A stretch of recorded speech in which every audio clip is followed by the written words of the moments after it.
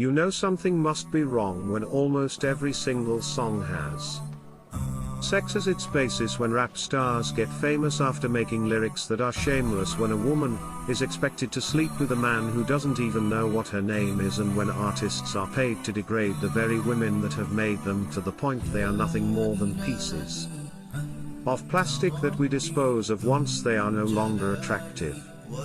'Tis sickening and sadistic that this world's become so misogynistic, and you can call me unrealistic, but just listen to the statistics. 7 in 10 men view porn.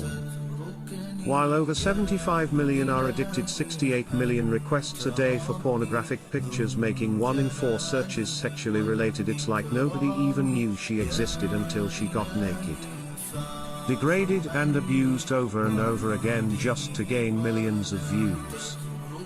It's a shame we've subdued to a definition of beauty that is so misconstrued, as we judge each other looks off of Facebook likes, Instagram pictures to filter off what we really look like.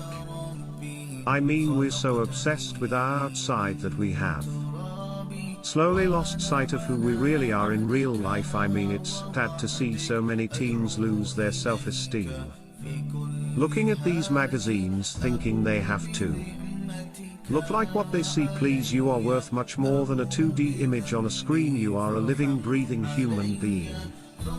If only you knew what you really mean.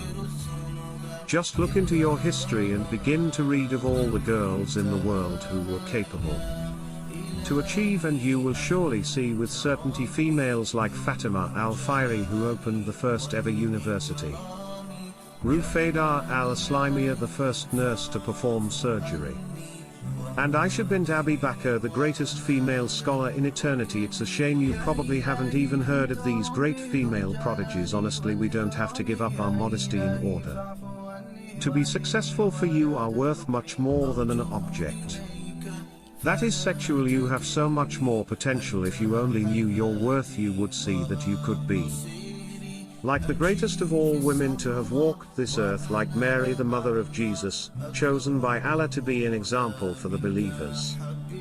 A woman who stood strong even when she was abused, falsely accused and ridiculed for things she would never ever do. So it didn't really matter when there was nobody else besides her, for she knew that God was Rizaq and her ultimate provider, and she had her trust in him alone. Just like Asiya, the wife of Pharaoh, a woman who was brave and courageous, stood up for what was right and didn't let anybody change this. A woman who was fearless and laughed in the face of death. She gave up the riches of this life for a palace in the next. Next up, Khadija, the mother of the believers, a wealthy merchant who had nurtured the Prophet for over 25 years, his first wife, the love of his life and the mother of his kids. She was the first to believe in him when nobody else ever did. She just is beyond any words that can make you understand. So much so that even Allah sent her his salam. She was grand, just like her daughter Fatima, the master of all women. In paradise, a woman who would shine so bright she was nicknamed Al-Zahra, the splendid, with the most generous of hearts. A woman who gave up her food so many times she had no choice but to fast. She would stand up on behalf of her father, even as a little girl, and such are the examples of the greatest women in the entire world. And it had nothing to do with how they looked, but for whom they truly so ignored the standard of success defined by society, when God has said that the best of mankind are those who have piety regardless of your color, your shape or your race. For God does not look at your bodies, nor does he look at your face. Rather, he looks towards your heart and checks your faiths. It doesn't really matter who the people think you are when you could be like the greatest of all women in the eyes of Allah.